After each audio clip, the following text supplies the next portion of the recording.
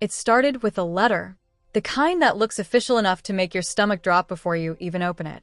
Ethan Cole stood in his kitchen, reading the same sentence over and over again. Remove your solar panels immediately. 14 days. That's all they gave him. 14 days to undo months of planning, thousands of dollars, and a decision he thought was completely legal. But here's the part they didn't expect. Ethan didn't argue. He didn't shout. He didn't even try to fight them, at least not the way they were used to.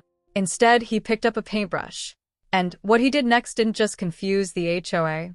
It exposed something they never thought anyone would notice. Because by the time they came back to inspect his house, those illegal solar panels were still there. Only now, they were wearing the HOA's own logo. And suddenly, the rules didn't seem so clear anymore. Can't escape them, can we? They control everything. The neighborhood looked perfect from a distance. Tree-lined streets curved neatly around identical homes. Lawns were trimmed with near-mathematical precision. Mailboxes matched. Driveways stayed spotless. Even the colors of the houses seemed carefully chosen, as if individuality had been quietly edited out. It was the kind of place people described as peaceful. Ethan Cole used to believe that too. He had moved into the neighborhood 5 years earlier, drawn by its calm atmosphere and promise of stability. He wasn't a flashy person. He didn't need attention. What he wanted was simple, a quiet home, predictable bills, and a life that didn't constantly shift beneath his feet.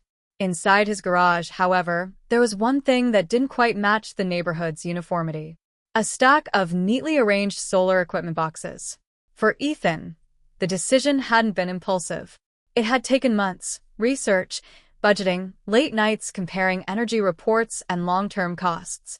Electricity prices had been rising steadily, and each bill felt like a reminder that he had no control over something so essential.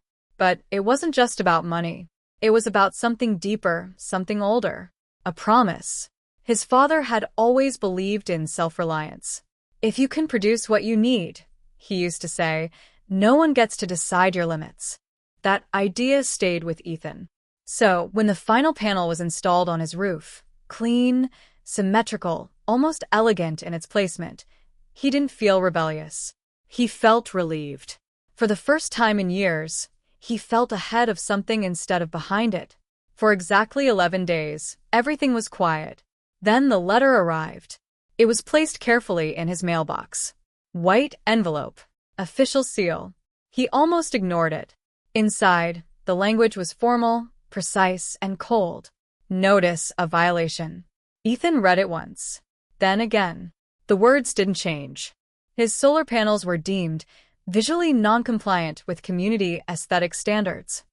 He was instructed to remove them within 14 days or face escalating fines. He stood in his kitchen, the letter still in his hand, as if the words might rearrange themselves into something reasonable if he waited long enough. They didn't. That evening, he sat at his dining table with a copy of the HOA guidelines spread out in front of him. He flipped through pages slowly, carefully, like someone trying to find a mistake in a contract he had already signed. The rules were vague. There was no clear prohibition. Only phrases like maintaining visual harmony and preserving neighborhood identity. Nothing direct. Nothing specific. And yet somehow enough to demand removal. Ethan leaned back in his chair, staring at the ceiling. This wasn't a misunderstanding. It was something else. Something quieter. Something harder to argue with, because it wasn't clearly written. 2 days later, a second notice arrived. Shorter this time, less polite. The word fine appeared for the first time. That was when the frustration settled in, not loud, not explosive, but steady. He wasn't being asked to fix a mistake. He was being told to erase something that mattered. The fines started small. At first, they felt almost symbolic, a warning more than a punishment. But they didn't stay small. Each morning, Ethan would check his mailbox and find another notice. Another reminder. Another carefully worded escalation. The tone shifted gradually from formal to firm, from firm to insistent. Emails followed. Short messages. Polite greetings that quickly turned into reminders of compliance obligations. The HOA president signed each one personally. Margaret Halston. Her messages were never rude. That was part of what made them difficult to push back against. Everything was framed as procedure, as responsibility, as something unavoidable. "We appreciate your cooperation." That phrase appeared often. Even when there was no cooperation, neighbors began to notice. At first it was subtle. A glance while walking past his house. A pause that lasted half a second too long. Then came the quiet conversations. A man across the street approached him one evening, lowering his voice as if the air itself might report what he said. "They did something similar to me last year," he admitted. "Different issue, same pattern." "What did you do?" Ethan asked. The man hesitated, then shrugged. "I fixed it." He didn't sound proud of that answer. He sounded tired. Not everyone spoke. Most didn't. Some avoided eye contact altogether, as if standing too close to Ethan might make them visible in a way they didn't want to be. The neighborhood remained quiet. Perfect. Controlled. By the end of the second week, the fines had grown large enough to matter. Ethan sat at his desk one night, calculator in hand, running numbers he didn't want to run. Removing the panels would cost money. Keeping them would cost more. Either way, he paid. But only one option felt like giving something up that couldn't be replaced. That was when he noticed something strange. It happened by accident. Driving through a different section of the neighborhood, he saw a house with a structure in the backyard that clearly didn't match HOA guidelines. It stood out. It was visible, and yet no violation notice. A few days later, he spotted another exception. Then another. Different homes. Different issues. Same outcome. Nothing happened. Ethan didn't feel angry. Not yet. What he felt was something colder. Something sharper. Understanding. This wasn't about rules. It was about who the rules applied to. The final warning came on a Friday morning. Thicker envelope. More formal language. A mention of legal action. Ethan read it slowly, then placed it on the table beside the others. The stack had grown. He stared at it for a long moment, then out the window toward his roof. The panels reflected the sunlight cleanly, quietly doing exactly what they were meant to do. Providing. Supporting. Existing without causing harm. And yet, they were the problem. That night, Ethan didn't sleep much. Not because he was worried, but because his mind wouldn't stop working. There had to be something he was missing. Something in the rules. Something in the wording. Because if the system was built on technicalities, then maybe the answer was too. It started with a single sentence, buried deep in the HOA guidelines. Ethan had read the document before, multiple times.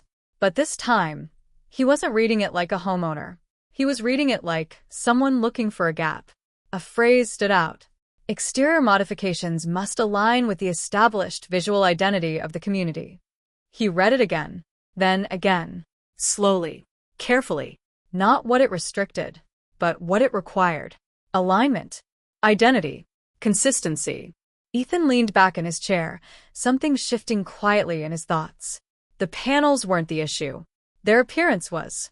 And appearance could be changed. The idea felt almost ridiculous at first. Too simple. Too precise. But the more he thought about it, the more it held. If the problem was visual noncompliance, then compliance didn't require removal. It required adaptation.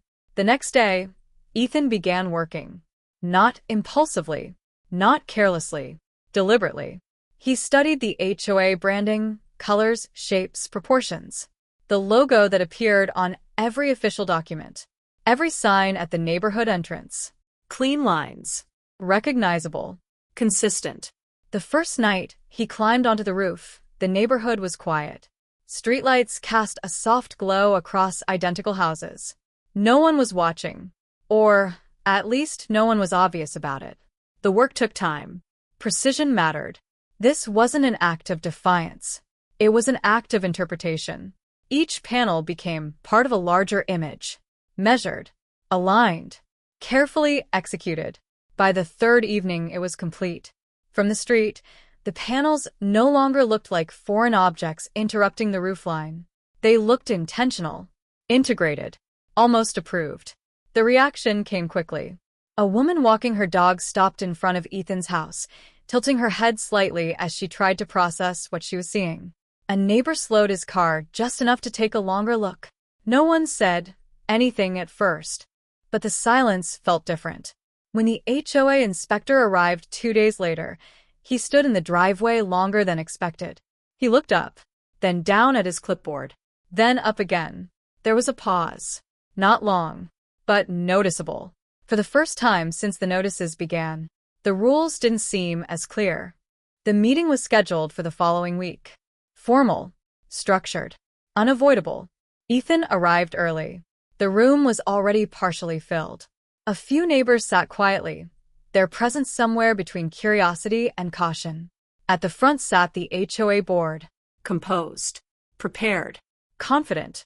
Margaret Halston adjusted a stack of papers in front of her, her expression calm but firm. When Ethan's case was called, the room settled. He stood, not rushed, not hesitant, just steady. The discussion began as expected. References to guidelines, mentions of standards, carefully worded concerns about precedent. Then Ethan spoke, not loudly, not emotionally, clearly. He presented the same document they were referencing, the same wording, the same requirements, but with a different conclusion. The panels now reflect the community's visual identity, he explained. They align with the branding used throughout the neighborhood. There was a slight shift in the room, subtle, but real. Margaret responded, her tone measured, the intention of the rule. Ethan didn't interrupt. He waited, then replied, with respect, the document doesn't define intention. It defines requirements. A quiet murmur moved through the audience. Not loud enough to disrupt, but enough to be felt. The conversation continued, back and forth. Technical, precise. Neither side raising their voice, but both holding their ground. For the first time, the board wasn't directing the conversation. They were reacting to it. By the end of the meeting, no decision was announced. A review was required.